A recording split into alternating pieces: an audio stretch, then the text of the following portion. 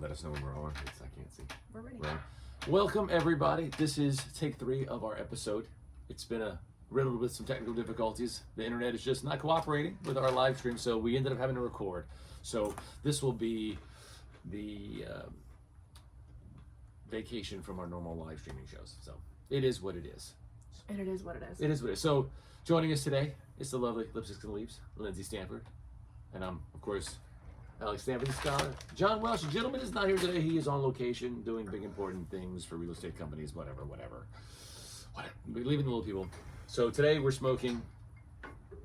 You missed some of the preliminary stuff, but anyway, we're smoking Viaticum for Black Label. It is a annual release, fairly limited. Amazing stick out of Nicaragua. I recommend everybody check it out. We just lit hers up. One of my favorite releases this year so far, for sure. And it's almost the end of the year, so one of my favorite releases, definitely. It's the stick that I grab frequently. I would love to do like a best of episode where we look at the releases for a year and then just kind of like rank them and maybe did all of the awards. It's a great idea. Oh my gosh, guess what we're doing at the end of the year? I don't know what we're doing. That? Oh my God. It's gonna be so cool. Let's do it. We can do it when we're in Tennessee.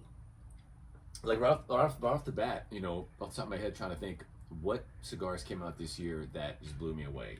I would say this is up there. Chef's Edition? The Chef's Edition. Chew! We're going to have to do an episode on that stick. Oh my God. So the Davidoff Chef's Edition.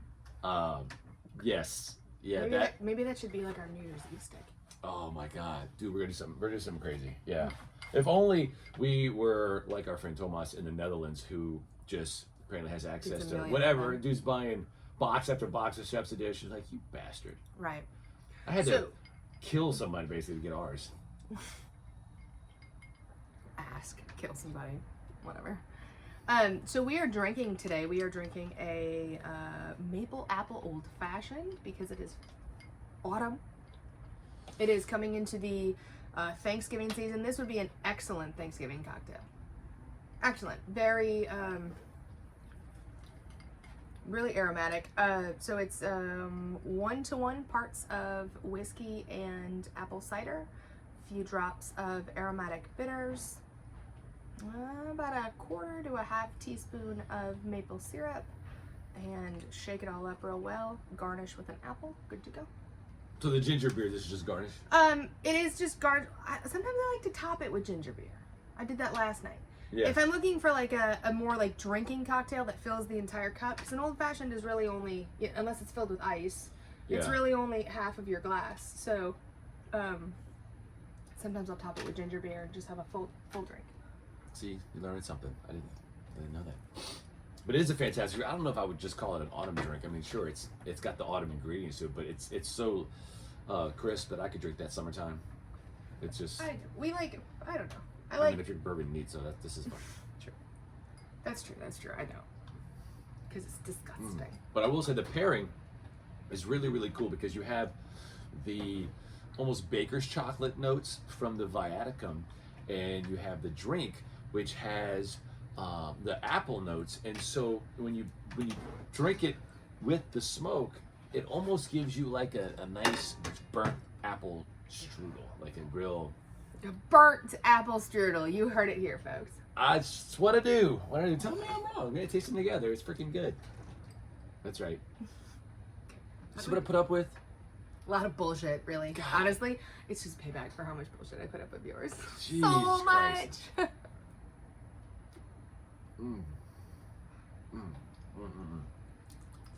So tell me. Okay. I can see that. I can see that. You see, don't call me a freak, okay? I got special powers. It makes you a freak, though. Whatever. Sorry. But we were talking about the event we had at Cigar Merchant, the poker tournament. We're going to do once a month, put out invites, had open bar, cocktails, catering. Yep. It was a lot of fun. Anybody who is in, we usually do a $20 buy-in. Yeah, and we had a door prize. Everybody came in. But you had to stay to the end. So everybody who bailed early, oops. Right.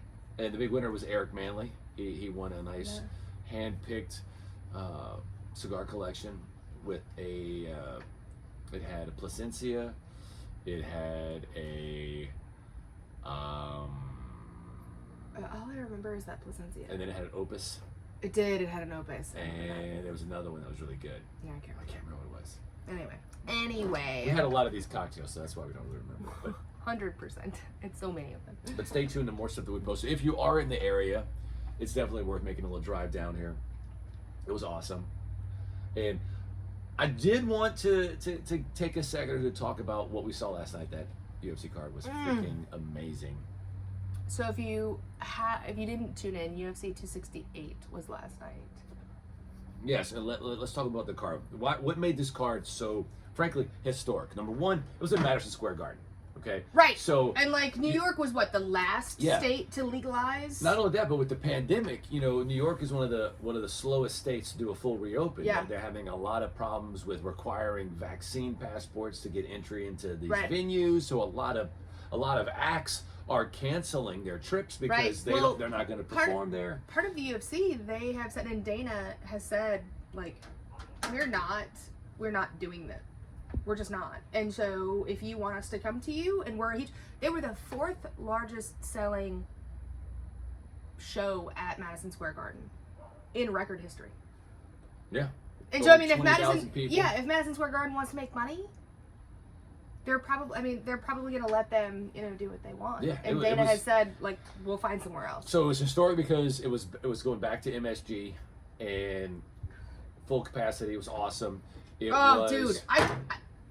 yes, that was one of the first events that we have seen in 2 years almost, that has been at full capacity with like the same energy that a UFC is supposed to have. Yeah, it wasn't like an Abu Dhabi card where they have a different kind of crowd. No, this was an old school New York crowd.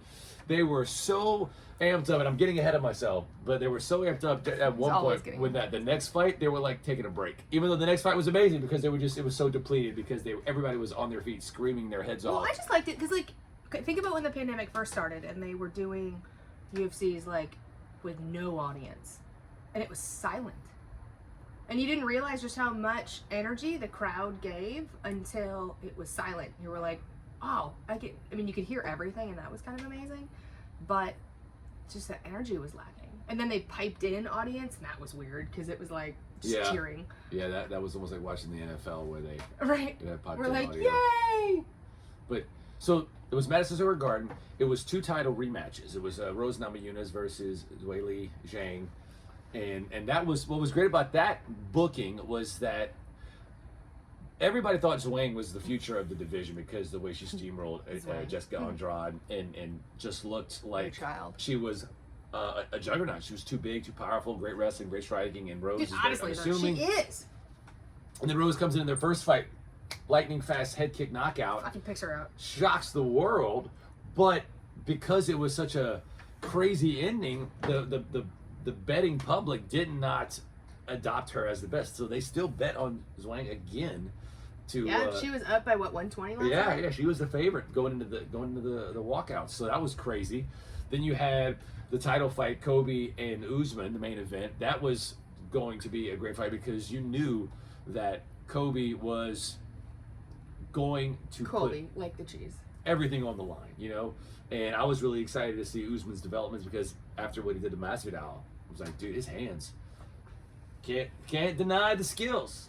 And then of course the fight that when they announced it, I was like, okay, this is going to be fight of the year contender for sure. Easily it's going to be fight of the night. Was Chandler and Gaethje. Oh my god, can I just say I love Justin Gaethje, like love him. How do you not? So much fun to watch, and he has that like Irish spice to him, but isn't like a dick like Conor. Like he's just not showy and weird like Conor is. He's so much fucking fun to watch. Like last night, I don't know what the first round was. It was just him like feeling it out, and then all of a sudden he got lit up a couple times, and he was just like, "All right, I'm here." Oh, it was great. One of the things about Gaethje when he first came over, he was like 17-0 in other promotions, and he comes to the UFC, has his debut against Michael Johnson, who is a very accomplished wrestler, was really beating up Gagey, but then Gagey just outlasted him. You know, he just took him to those deep waters where few people can really hang and managed to get the finish. But it was one of those like, oh my goodness, how much damage can you really take in a fight, you know? And so I started looking into the guy, realized he was a national champion wrestler, like an All-American, really, really skillful wrestler. You'd never know it. And he will say, like, I use my wrestling to stay on the feet. Like, I'm not taking anybody down. He is such an incredible striker, though. Like, he uses levels super well. He's fast. Is smart. You can, like, I love watching, like, you can see his calculated strikes. I love watching those like that. But then there was another reason why you needed to tune in last night, and that was because it was the debut of the only man to ever knock out Israel Adesanya, Alex Pereira. And he came in and dazzled. So we were very, very excited, but it was like every fight was managed to take it up a notch. And so... also, last night, almost all of them went the distance. A lot of them did, yeah. And I the main mean, card. And they were like, oh, what, split decisions, most of them? Only Rose's fight was a split. The other ones were unanimous, but they were live decisions. It wasn't like shutouts across the board. I mean, they were all like, huh, how is this gonna go? Because you never know. I was listening to Teddy Atlas talk about it afterwards, and he was like, you know, in boxing, you don't ever have a card where every fight's competitive. You know, they have a main event that's supposed to be competitive and amazing, but the undercard's a lot of A versus B mashups where you know one guy's just padding his record, you know, and so it's not supposed to be here. But the undercard, the whole way through was competitive. It was game. It was scrappy. Even the guys who were clearly favored to lose, they were like, we're not going down easy. You know, we're gonna fight, and they made them very exciting to the point where I was not upset that they were going the distance. Man, normally, I find those fights boring, but I don't like Michael Chandler. Like, I just don't like him, really. Yeah, not a fan. Sorry, especially against Gaethje. But I don't know. He You had to respect the performance. Bruh, I mean, The dude got flattened pretty good. Bruh, his face, like, rip his face. Seriously, like, he's gonna need some, like, reconstructive, like, something, because it was just, like, it was flat. But he was just like, what you got? What you got? Well, like, he should, like, incredible heart. But he was definitely enjoying the moment because all his talk, all his interviews before the fight, he was talking about how, like, he said, if I wasn't a fighter, Justin Gaethje would be my favorite fighter. Bruh. And he's like, I'm fighting this guy. So he was just like, my goal is we're gonna go and one of us is gonna, you know, come out on a shield. We're not holding anything back. And he lived that because, like, he was just everything. I mean, he was just getting lit up. Like, he'd just, like, take he would just take one to the face and then just be like, let's go, do it again. Okay. Yeah. Well, as he exited the cage, you could hear him yelling out, "Are you not entertained?" And so it was funny because as he was saying that, Justin Gaethje was in the cage saying that, you know, they lived in the wrong time because those guys should have been in the Coliseum fighting to the death. Right. And it had that look, you know, nobody was yielding anything, and it was like as soon as one guy would raise the bar of what the tax of that fight was going to be, that was like call and raise, you know, just keep. No, we back. Escalating. So it was a fantastic card, definitely one worth checking out. All of our picks won. It was awesome. Yeah, that was nice. Just got us that much more excited for next month when we get to go to Vegas and watch Dustin do his thing. Bruh. Finally got all my clothes ordered. So excited. We're gonna have to go to, like, so many different places, or we should be there much longer time for how many clothes I'm bringing. Like, apparently when you go to Vegas, what's that? You have to have, like, different outfits by the hour because of all. I don't know, Alex. Tell them what you're gonna wear. I don't even know.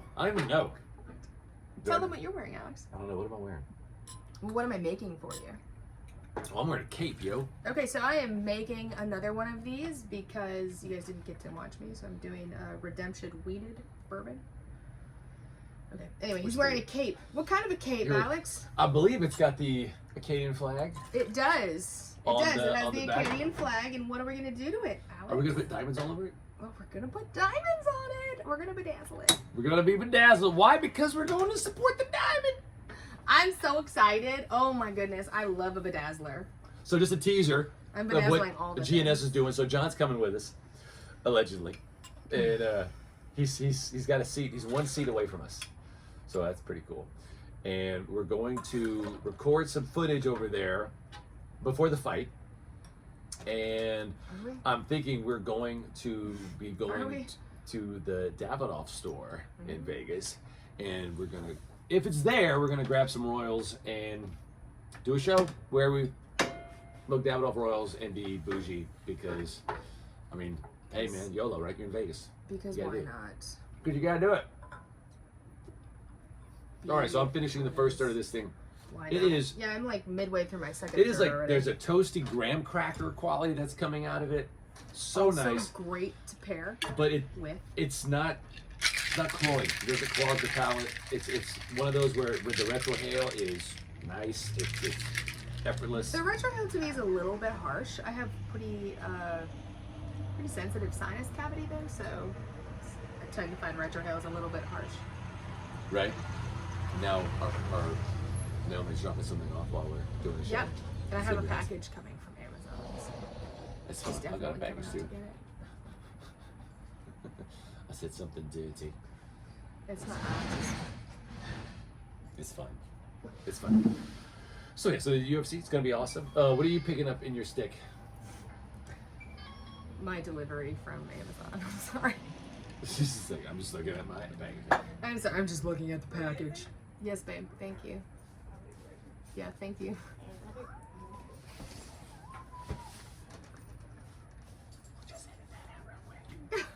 We will. We're not So in gonna addition edit to out. my cocktail, I'm drinking some liquid IV because partied last night. You had like 2 cocktails. Anyway, shaking. Okay. Shaking. Shaking. We should have a feature like a super chat where people can donate money every time we hit a threshold. She'll shake a drink. Shaking cocktail. Shake a cocktail. Here, I'm refreshing yours. Oh Lord. That's tough. Wow. Okay. All right. It's 2 old fashions. You'll be fine. I'm an old-fashioned kind of guy. My children. Right. Anyway. They're not in the shot. Thank God. Anyway. So, So moving on. moving on. Moving on. We got big plans. What are we doing next weekend? Why don't you tell everybody? Oh, we're going camping. Going camping. How are we going camping? We're going car camping. I'm so excited. And Right. we're going. Otherwise known as being homeless. We are also when you're car camp, it's bougie. When you're homeless, it's not. It's sad and bleak. It's very sad and bleak. You do not have twinkle lights in the back of your vehicle. I mean, That's true. That's true. It's fine. Anyway, so we're going camping. Where are we going camping? we're going camping at Texas Ren Fair. At the Ren Fair. We're going back to the Ren Fair. Yeah. And what are we? Goodbye. Yes, we have street urchins. From We inside the do. house. Someone please take them. Our house is infested with kids, It's a fucking problem. Help me. which is why we hang out here. Help with me. no kids. Help me. We use the smoke to keep them away like a repellent. It's like a citronella cigar for kids. Help me. I have too many children. Hey, can you move this tray? It's blinding me. Thank you. So we're going to Ren Fair. Anyway, yeah, so we're going to Ren Fair. It's Barbarians weekend. And let's see, I have a pretty badass costume. Alex has a pretty badass costume. We'll probably go live. You want to go live? Let's go live. Yeah, we'll do a little something. It'll be. I don't know what we're gonna be smoking, but it's gonna be a good time. It's gonna be fun. Tell them about the last time we went to Ren Fair. What did we see? This is not Oh, what I thought about. Jesus. Okay, so, oh man, let's talk about this. Okay, so I have never camped at Ren Fair before, Nor had I. That was my first time. save for a few weekends ago. And I've been told that the camping was a little wild. But I was just like, okay, whatever, you're fucked up, you're drinking, so it's crazy and it's loud. That's like the sprinkles on top of the weird, not even weird, like just interesting icing cake. And it wasn't weird. But so there is a family. I thought it was a little weird. I was saying. He's maybe super I'm, vanilla. Maybe I'm vanilla. I don't know. Super vanilla. Anyway, so there's a family campground and then a non-family campground, and that distinction is very, very, very important because Very important. had I brought my kids into the non-family area, I would have been so haunt. Whew, There would have been some questions. so we many had to questions. answer. They would have gotten so much life experience. Oh my goodness. So yeah, we went to Ren Fair a couple weekends ago with our friends Abby and Bo, and we went out on Saturday night, and we're just kind of walking around the campground and drinking and hanging out, and all of a sudden Alex was like, "Hey, let's go over here and look at this thing." And there's like a circular coliseum with like a pirate ship in it. Well, Super tell them awesome. the name of the area we ended up going to. Well, I will. I'm getting Okay. to that. I was just getting to that. I'm getting to that part. He's always way ahead of himself. Yeah. Always So we saw always digging in early. the part. Anyway, so we saw like the big pirate coliseum, right? And Alex is like, "Oh, let's go over there and look at it." So we walk up, and like, it's just a naked dude, just there, just being naked, just being hanging naked. out, just hanging. We were like, okay, that's interesting. And then like this woman, she got naked, and then they had like a dance contest, which I was like a fan of, and yeah, so that was that. We were like, woo, okay. And we kept walking, and we saw the BDSM camp, and we were just like, walking by Al Cash and Totes Cash. We were walking by Al Cash, and there was just a man standing there, again, naked, so much nakedness. So much naked. Much naked. Anyway, man standing there naked, getting flogged with fire. Just like, Not like figuratively. no, flogged, like a. Like an actual whip that was on fire. And they were just like tickling his little peeper. Yeah. There was a lot of peeper. A lot of peeper tickling. Lot of peeper tickling. Anyway, I guess he was going for the flame kissed type of peep. it was like a hot dog. It was just His wiener was just turning in It the was- gas he was just, station. like, rotisserie in it. It was just little flame kiss. But if there's anything I could tell about what brand his wiener was, it was not Ballpark, because that shit did not plump when it was heated up. It did not. It was like a Vienna sausage. It was like a cocktail wiener. It's unfortunate. But, I mean, anyway. So we're like, okay, well, obviously we have to go into this camp, because it was like, you just walk by and you see that, and you're like, oh, I was like, there's got to be more stuff on the inside. where do I buy my ticket, good sir? I know. So we're like, okay. So they flogged that guy, and they're like, who's next? I'm like, wait, this is a volunteer thing? I thought these were like performers. Nah, man, they're just anybody. So was then like, Alex got what? naked, and he flogged himself I flogged myself. I was like, with fire. Flame kiss. I was like, well, it's Ren Fair. I'm gonna strangle the bishop right in front of everybody. Gross.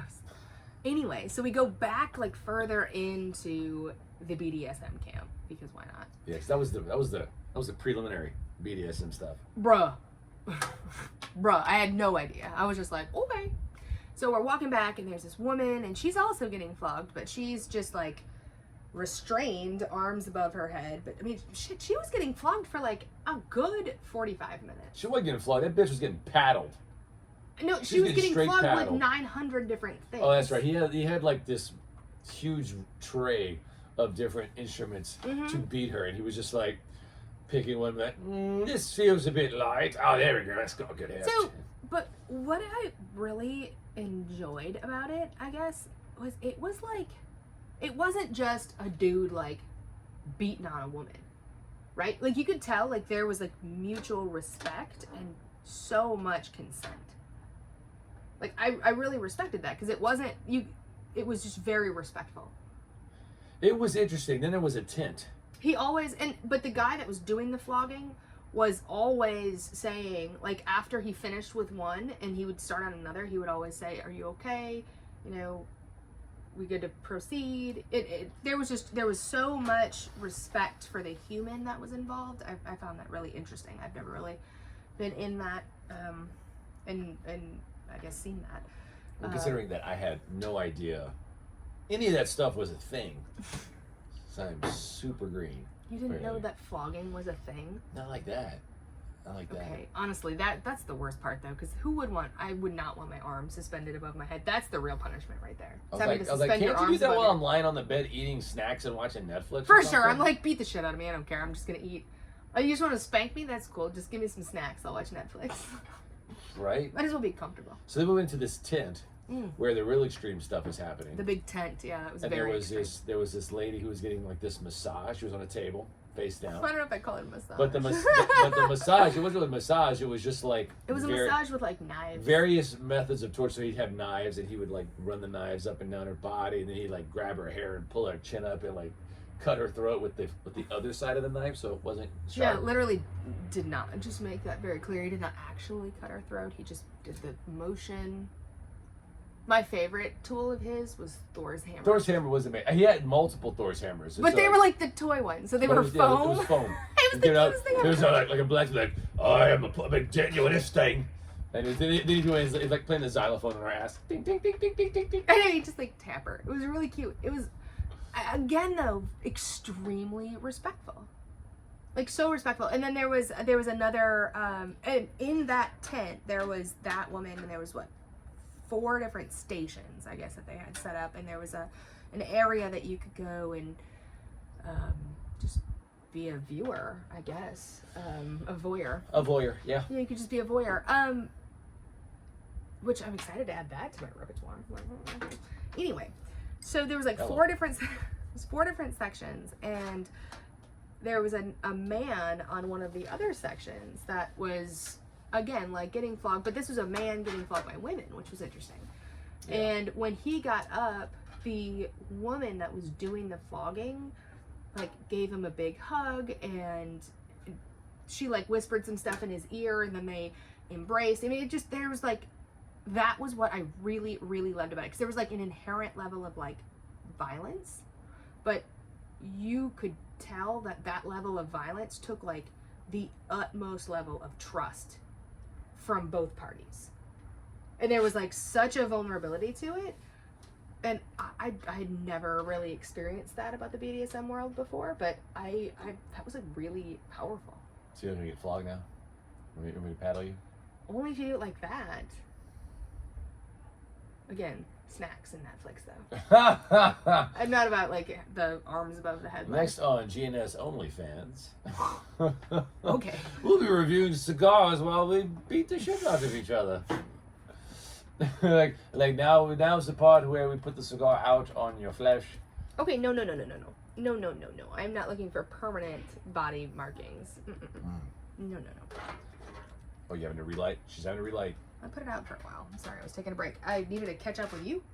So one thing about these Viaticums that I have noticed is that because they're a box press, I find that they're a little, the draw is extremely easy in them, which means I smoke them very fast. Yeah, they're easy to smoke fast. They have a draw and a construction that is very similar to a lot of Padron box press. Mm-hmm. And one of the things that a buddy of mine used to say, these box press are great for hunters, because if you're smoking a cigar, then you have to look down your rifle and put this down. It won't roll because it's flat on the bottom. And so he actually would say that was a selling point during hunting season for aging rooms, because and my father's, because they don't roll. My goodness. So just one of those things. Wow. We also have a bit of an announcement. I wanted to share this with everybody. So I joined Twitter recently because people have been nagging me to do it. Had anybody really been nagging you? I think one person had been nagging you, and it's just because they wanted to see the drama. No, actually, pretty much all of our closest friends told me I needed to get on Twitter, because it was with how much trouble I get in on Facebook. Because he's a social media nightmare. Honestly, like he is a PR nightmare. Like there's so many times I'm just like, oh fuck, what did you say today? What did you say today? You'd think I would have like diplomatic immunity to say whatever, but no. That's not what autism is, Alex. I think it should be. I don't think it should be. I don't think it should be. Whatever. So anyway, I got on Twitter and. Yep, he's on Twitter. You want to tell him what your Twitter handle is? Oh yeah. Okay, up. so if you're on Twitter, you can go follow me at the Spurg Scholar. That's me. Spurg, like SPERG Scholar. That's right, all Spurg, one word.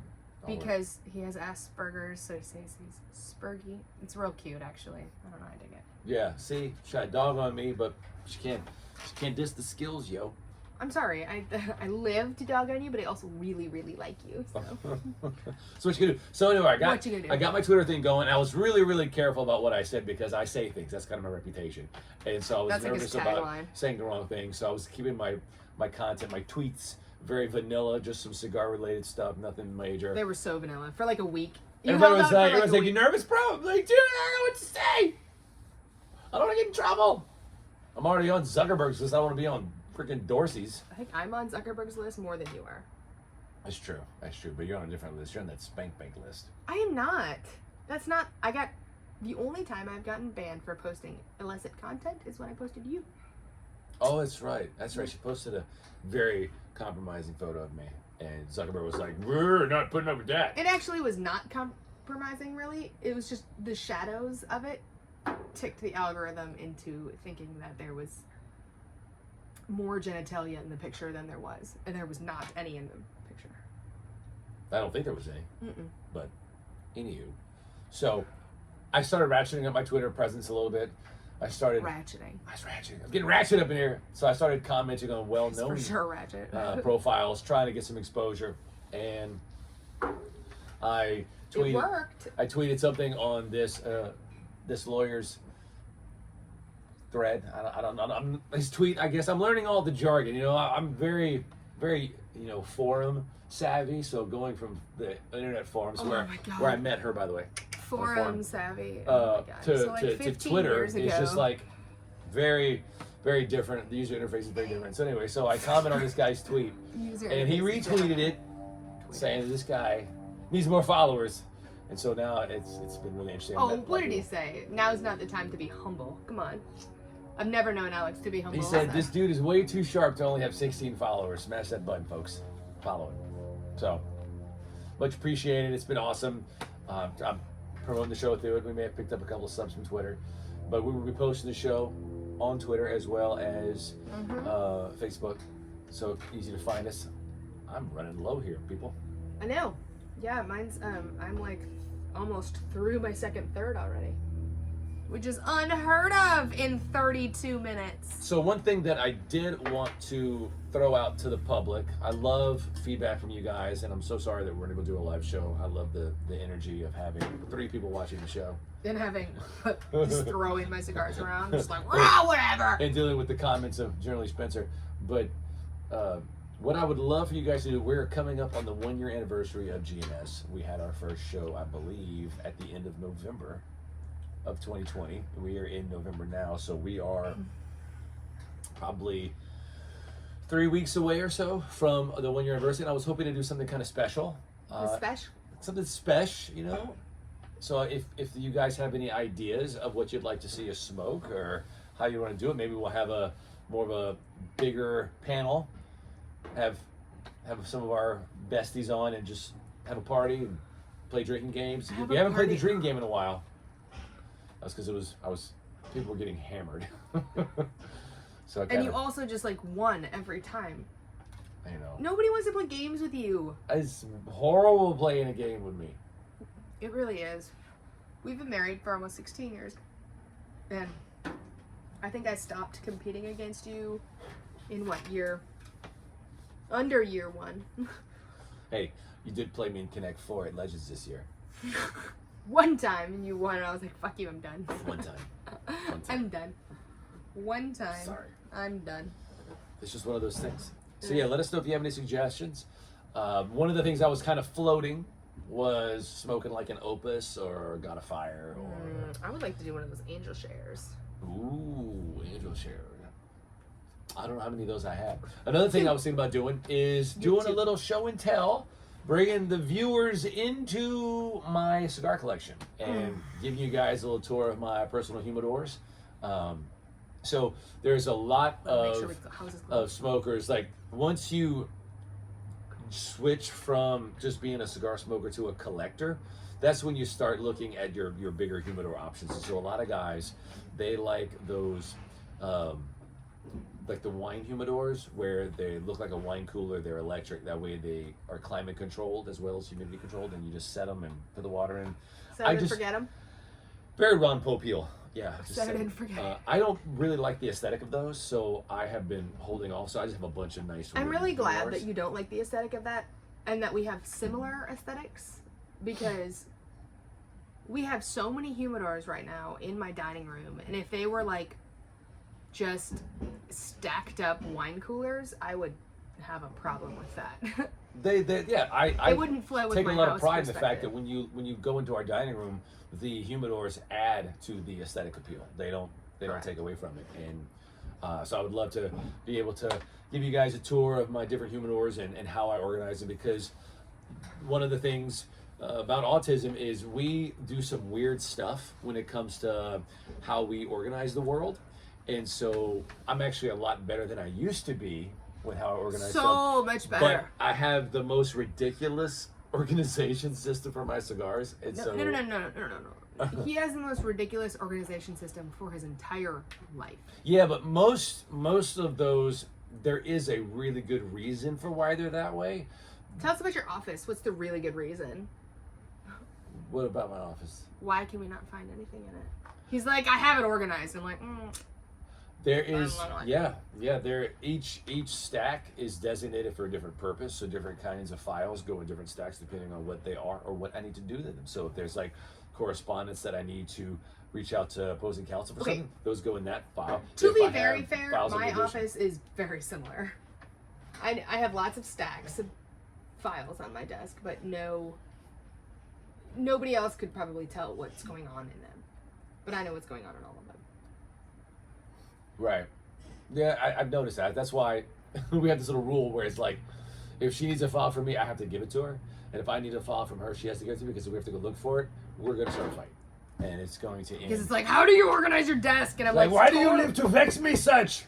Totally opposite venue.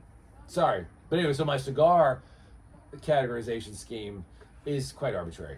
It just kind of happens that way because It's really not arbitrary though. Like if you understand it, it's not. I know how your organization works, and so I know. Oh, well. Now I don't feel like such a. All right, weirdo. so I'm in my final third. Are you in your final third? Pretty much. See, mine's starting to turn now, and it might be because I oversmoked it a little bit. Because these box presses, they're so easy to oversmoke. Mine. Okay, so because I'm short stacking it, I can't be as aggressive with my pulls. Right. If I take really aggressive draws, it's going to turn. It's going to have a little bit of that turn flavor. But if you I'm gonna let mine mellow for a minute. change your pace, if you smoke it more slowly, taking smaller puffs, I watch other guys smoke to see like what their technique is, and it's interesting because some guys they smoke like hummingbirds, where they'll just hold it and it's like they take like the most little baby puffs. Well, I think that's appropriate now. Yeah, when you're now, in your yeah, but final like that's the third. way they'll do it the whole time. And for me, I'm a chewer.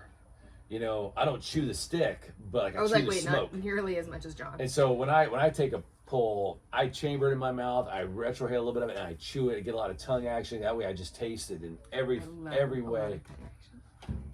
I have to get a lot. Lot of tongue action. This is not a kid show, ladies and gentlemen. This is a whiskey show. We talk about adult topics, really hard stuff, like our poopy pants president. Talk about all that stuff. Did you hear his latest scandal that he farted in front of Camilla? And she's like, she cannot get over it. She's just like, ugh. Oh my god. That's just. The best part was when he shit his pants with the Pope, he actually blamed Trump and said Trump shit his pants in Biden's pants. Trump shit in Biden's pants? Yes. That's interesting. Yes, Biden is all about blaming Trump for everything. Every time I shit my pants, I always blame someone else. Say, you did this. I want to DNA That test. is not my poop. I'm sorry. I don't know who did that, but that is rude. So, because I'm new to Twitter, I'm like learning the things. So for a while, I was just doing Like everything how as a to tag hashtag people? to get my I was like, hey, babe. my exposure as big as possible. And Lindsay's like, you just throwing up weird. Why don't you actually like tag people? Like, engage yourself. And I He was was like, just putting what up do you weird mean? hashtags. How do I tag them? This is the internet. I taught him how to do So that. she like taught me how to do that. So I've been doing that. So I played with some major hashtags, and poopy pants president or poopy pants Biden was like a big trending one. So I got to do something on that.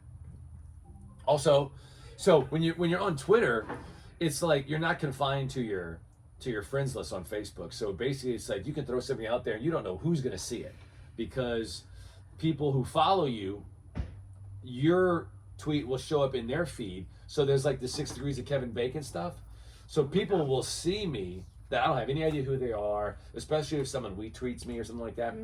So it's really amazing when you put something out there and then somebody you know in the Twitter sphere, an influencer, like responds back to you. That's freaking awesome. You know, because on Facebook that didn't really happen. I had a couple of exchanges with some Bible scholars because I'm a freaking super nerd, and I was like, I want to meet a scholar. But anyway, so I got to have a Twitter exchange with Viva Fry. Wow. Who like, I'm a big fan of his. Viva Fry is a Canadian attorney. If you're not able to follow with his super esoteric Twitter following, one thing I really like about these old fashions is that they have a snack. It's like a Lunchable. It's got a food group represented, you know. There's several food. I mean, just one actually, but it has an apple, and they're like whiskey soaked apples. Can't go wrong with that. I'm about it. But I have to say the pairing is fantastic. I would not have guessed that an apple-based drink would do so well with a Viaticum. Well, I think it I really think the reason why I did not get spiced cider, just to make that clear. If you're making these, I think that spiced cider would be okay, but I think if you want to keep it, I don't know. I think if you want to keep it kind of clean on your palate, you should probably not go with the spiced cider because they have more sugar in them. But also, Chris was talking about using one of those honey whiskeys, those honey bourbons. Oh yeah, that would be excellent. That would be good. Another thing I want to throw out to you guys is, what else you got on your list? If not a whole lot left. If you want to be on the show, you know, we can remote patch anybody in. Yeah. If you're a fan of cigars and want to just meet us and talk some shit with us and drink a cocktail, let us know and we'll reach out to you and maybe we'll do a show. And if there's anybody that we've had on before that you want to see again, just let us know and we'll get with them, because I love bringing people back. You know, that's why we brought Farrah back on the show, because people had a really good time with that episode, wanted her back. And man, there's still stuff I didn't get to finish talking with her about. So she's just a really interesting person. You're like, please fix me on one episode. Thank you. Please come on my show and give me free advice. Well, I feel okay asking for that because everybody asks me for free legal advice. So dude, everybody asks me. Yeah, pretty so much. I'm just like, hey, pay it forward, people. Oof. It's time. I've put a whole lot of advice into the karma sphere. So if like put some back in, that'd be great. So one of the things that Lindsey and I were talking about, her social media presence is clearly way bigger than mine. Her following is much more round. She's got a much more pronounced presence, more voluptuous presence on social media than I have. So you wouldn't be surprised to know she's got way more followers than me. So I love hearing about like what her experience as a cigar influencer is. So let's be like real honest. It's because of my tits that I have such a following. But I also like to think that like I have an interesting social media presence that makes it more than just tits. I think so. I like your content. I mean, I like having like, you know, not just pandering content. I see, like, I before I started my Instagram account, I did a lot of like research into what, you know, female cigar influencers were doing, and there's a lot of them, and it's just like, let's be as sexy as humanly possible. Oh my God, we're just gonna be sexy, and they're like, let's just, I have tits and cigars are phallic, so let's make it just as base as humanly possible. And I was just like, and the intellectual in me is like, yes, absolutely, but the man in me is all like, what's wrong with that? I get that, but I mean, I think that there is a way that you can bridge them both.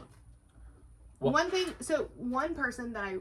cigar influencer that I really, really like, and actually just hung out with Angela and James Brown, is Sin Coburn. It is Josh Coburn's wife. Okay. Sin Coburn, first of all, she's fucking gorgeous. Like, Jesus. Oh my God. Super girl crush. But she also just has extremely real content. like sometimes she's just like, hey, you know, this is tough times, and her content is just very real, super relatable. Both her and Josh Coburn are both like that. So I follow Josh, so I'm much more familiar with his content, and like I like his content. But I will say this, you know, I try to keep my ear on the ground and be aware of what other influencers are doing. And when it comes to the female influencers, I would say that the thing that is missing is a type of like personable engagement or intellectual engagement. Right. You know, most of them is just eye candy. Few of them take the time to actually talk about the cigars they're smoking. Right. Most of the time, it's just like picture me smoking a cigar, moving on. You know, very formulaic. Right. Out of everybody that I see, you are easily the one who I would be like, okay, I like her. You know, it's like because I'm funny. It's not just eye candy. It's like there's something of subtext to your content, and I think that's why people, you know, we're in the NGCS group and it's like 20,000 people, but I think there's a reason why you're probably the most recognizable influencer. You're one of them. There's a bunch, but well, yeah, I know, but you're up there. I mean, so I'm just saying. I also like to interact with my people. That like if you take the time to leave me a comment, even if it's something like dumb, I feel like I owe you my time to respond back to you in some capacity. Mm-hmm. Whether it's just like, hey, thanks for the follow, thanks for the comment, thanks for like upping my stats. But like, I scroll Instagram a lot, and I mean it's just like double tap, liking things. But you have to like go out of your way to actually comment on something. And I think that in today's society of like this fast food level of content consumption, right, where you can just double click everything and interact with it, taking the time to go out and make comment and stuff like that means something to me. So I always try to interact with those followers as well. And I mean, if people have questions, and I get some like weird commentary, but most of it is like upstanding, and I don't know. I appreciate. Like, I don't know if Josephine Ortega would qualify as an influencer, but like, I think she would. She has a huge. She's huge one of Instagram she's one of the people where like her personality really comes through, and you're like, dude, I'd like to. Hang out with her. She's a spark plug. Super. No, yeah, she's one of the few also that I really really like, just because she also, she's smart, she's human.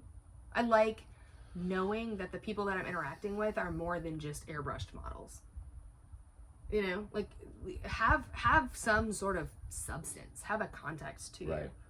I mean, I don't know, tits are tits, but and there's like with the male influencers, I have to say that there's a reciprocal blaseness with them. A lot of them, it's just like they focus so much on the information side that they're boring. And so there's a lot of them like, I wouldn't want to hang out with you, Or if all they do is just post pictures of merchandise and like push their app or push their show or whatever. It's like, I want to feel like you're putting a personal investment in meeting us than just trying to sell. Because if you just try to sell to me, I'm going to get defensive and be like, fuck you, I'm not going to buy your stuff. That's autism. But that's just... that's autism. That's just Thank oppositional you device so for whatever. Sure, whatever. that is autism. But I try to really engage people. I try to give them thought-provoking content and respond to people. I try to kind of feel the waters of all the different influencers out there and see like how do they respond. And there's a lot of them where it's just kind of like, man. So we were talking about Josephine Ortega. She is also on Instagram, and hers is Whiskey Girl Josie, Josie. We'll throw that in the tags afterwards. We'll tag her and Sin and Josh. There you go. But I mean, they're all just extremely personable people, and that's what I really like about them. Like, we don't probably obviously agree on everything, but like we have a common interest in cigars and just a common interest in being like, I don't know, good relational people. Well, I like how people like her, they go the distance to not just like our cigar content, but like they interact with us in the comment and so it's just like there's definitely a human side as well as the business side. But I wanted you to tell everybody what were some of the more recent requests you've gotten from your fans? Oh gosh, I have I don't get requests like this. I get a lot of requests. A lot of them. And one of the most persistent requests has been asking for a video of me lighting a very, very long cigar. And I was like, okay, I mean, I could do that. But I'm just like, I don't light my own cigars. Dude, here, let's do this, okay? So let's take like a freaking big ass cigar and you light it, but I'll be smoking it. And we'll do it. I'll be like, there you go, buddy. This is why I don't have Alex on my Instagram. I'm sorry. I tag him, but I keep him off of it, and this is why. He's too relational, people. Too relational. Whatever, man. Whatever. All right, I am like nubbed out on this right now, and you are as well. Yeah, I'm about done. Yep. I stopped smoking it. I was over smoking it for sure. I slowed way down, and it that turned taste sort of went away. So yeah, it's funny how it kind of can do that. You think that if the tobacco had changed, it wouldn't, but it's part of your tongue and part of the. Well, I think a lot of it is just being overheated. And then being overheated, yeah. Yeah. But anyway, if you managed to stick through to the end, thank you so much. Thank you so much for bearing with us and this non-live show. The cocktails were amazing. The sticks was great. And hopefully you guys learned a thing or two, found some people to follow. We will be back at the Merchant soon. I think this coming weekend we're going to be doing another little impromptu video. Hopefully we can do it live, but if we can't, we'll record something from Ren Fair. We'll be in costume. We'll be all painted up in our stuff. I'm going That would be so cute. She's going as some kind of barbarian queen, and I'm going as the like master of arms for the barbarian tribe. So I'm gonna have some war paint and some armor and weapons, and he's gonna be my bodyguard. Yeah. Per usual. And what's really cool about Ren Fair, which I didn't say before, but every time I've gone in the past where I wasn't in costume, it was like I was just a visitor going to a theme park. But when I dressed up, oh man, when you dress up, you are the you theme feel park. like a resident of the town. Oh, it's amazing. It is incredible. We have the last time that we went to Ren Fair was the first time that we have ever dressed up, and I will never go again not dressed up. Dude, because it was a blast. Everybody who works there is in character. Mm-hmm. And so when you go in there, they're all like, "Can I help you, my lord?" And they say something, and they try to bring the past to life. And so I, of course, being me, was just like, hell yeah. So I was in character. I had this different accent and way of talking. It was kind of Braveheart meets The Witcher. It was fun. And that was a whole vibe. I was not prepared for being as into as I was. They all played back at me, and it was really, really fun. If you can hear our children like screaming in the background, they're okay. They're just being idiots. I think their thorium has worn off. It's time to oh shit, dose them again. Right. But yeah, I will never go again without dressing up. That was a blast. And last time I was a gypsy, but like I felt so freaking cool. I felt so cool. Yeah, and we didn't have the most over the top outfits, we really but our didn't. outfits were well constructed, well conceived, well executed, and I think that it was appreciated because the vibe we got from everybody was. And our next positive. one is gonna be even better. Like my costume this time, so good. I don't even know what it's gonna look like. So I'm good. very excited though. I am making myself like a little fur capellet. Because here's a spoiler about the characters of this. So the barbarian queen and the barbarian master of arms are actually having an affair.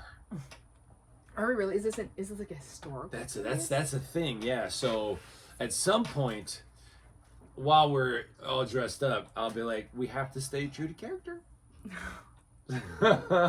So get under my kilt. Oh, that's another thing. That's another vibe I was not prepared for. Is how like incredible you're gonna look in a kilt. Dude, I'm all about those kilts. So if you are a dude and you haven't worn a kilt, get one, because not only are they really neat looking, but they're comfortable as hell. Just like I was waiting for you to try to like wear it to work one day. Oh man, I would. It was awesome. Fuck it, please don't. Whatever. Please don't. Oh my god. Whatever. Our clients are already thinking weird. But we'll see you next time, guys. For Lindsey, we have Lipsticks and Leaves. Yep. And I'm Alex Stanford, and I'm the scholar. And I'll say till next time, keep it smoky.